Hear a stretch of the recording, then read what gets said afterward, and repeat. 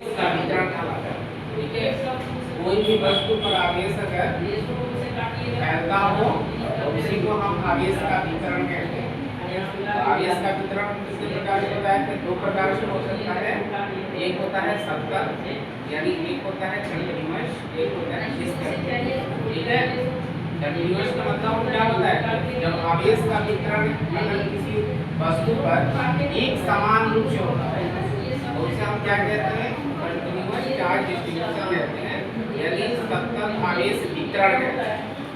जब आवेश का वितरण असमान रूप से होता है, ठीक है, असमान रूप से मतलब बताया भी थे, जब आवेश जो है हर जगह एक समान ना हो, ठीक है, तो इस तरह के जो वितरण होता है उसे हम क्या कहते हैं? उसको कहते हैं असतत आवेश वितरण। ठीक है, अब हम बताया थे कि कंटीन्यूअस चार्ज डिस्ट्रीब्यूशन जो होता है वो तीन तरह का होता है, तीन प्रकार का होता है। ठीक है, एक होता है linear charge distribution. Linear charge distribution का मतलब होता है रेखीय आवेश घनत्व। इसका मतलब होता है जब आवेश का वितरण किसी रेखा के अनुदिश होता है। ठीक है, अगर किसी भी रेखा के अनुदिश अगर चार्ज का वितरण होता है तो इस तरह से रेखा क्या होता है? स्ट्रेट भी हो सकता है, कर्व भी हो सकता है। ठीक है, बस रेखा के अनुदिश अगर इस तरह से अगर वितरण होता है तो हम इसे क्या कहते हैं?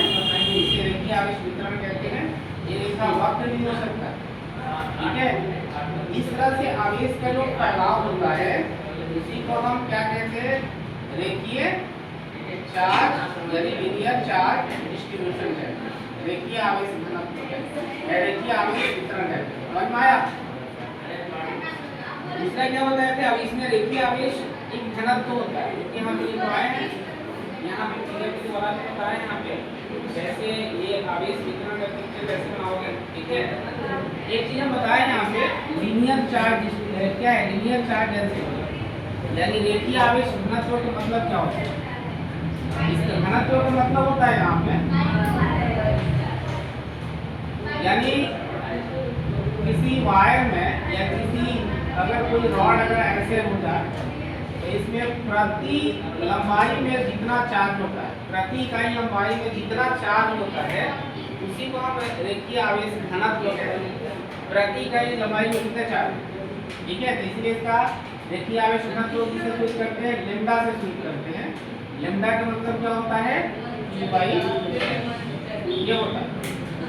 जैसे मान लो कि इसकी लंबाई अगर दे दी जाए, अगर इसकी लंबाई अगर मान लो हम देंगे एक के मतलब अगर हम 5 मीटर दें और इसमें 4 अगर हम 10 कूलम्ब दे दें, अगर हमें पता करना है इसका रेखीय आवेश घनत्व तो क्या होगा? फॉर्मूला क्या होता है? Q/L। Q का मान कितना है? 10 कूलम्ब और L का मान क्या है? इसको घटाएंगे तो क्या होगा? 2 कूलम्ब पर मीटर। ये हो गया इसका रेखीय आवेश घनत्व का वैल्यू। ठीक है, इसका फॉर्मूला भी लिखवाए हैं। रेखीय आवेश घनत्व को हम लैम्डा से सूचित करते हैं। लैम्डा बराबर क्या होता है? Q/L। इसका यूनिट क्या होता है? रेखीय आवेश का यूनिट ऐसा यूनिट जो होता है कूलम्ब होता है और लेंथ का ऐसे जो यूनिट होता है मीटर होता है। तो इसका इसी मात्रा क्या हो जाएगा? आया समझ में? तो ये रेखीय आवेश निकालेगा। ठीक है, अब ये सरफेस चार्ज डिस्ट्रीब्यूशन का मतलब होता है जब आवेश का वितरण किसी पृष्ठीय क्षेत्रफल में होता है। ठीक है, तो पृष्ठीय क्षेत्रफल समतल की संख्या बढ़ती है।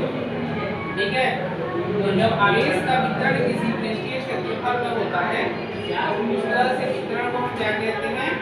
आपके पृष्ठ आवेश वितरण कहते हैं। ठीक है, यानी पृष्ठ आवेश वितरण। ठीक है, तो इस तरह से पृष्ठ हो सकता है, कोई समतल हो सकता है। तो इस तरह से अगर एक फैलाव होता है आवेश का, हम आवेश को क्या कहते हैं? ये आवेश पृष्ठीय आवेश वितरण कहा जाता है। ठीक है, इस तरह से हो सकता है या कोई जो धातु होता है वो टुकड़ा भी हो सकता है।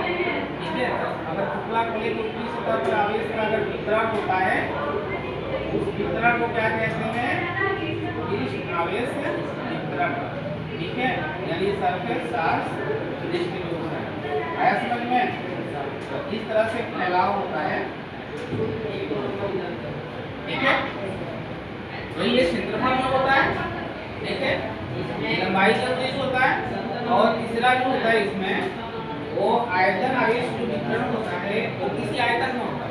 आयतन का मतलब होता है कि लंबाई और चौड़ाई और ऊंचाई अगर तीनों होता हो तो उसमें आवेश अगर वितरित होता हो तो उसे हम बोलते हैं आयतन आवेश वितरण।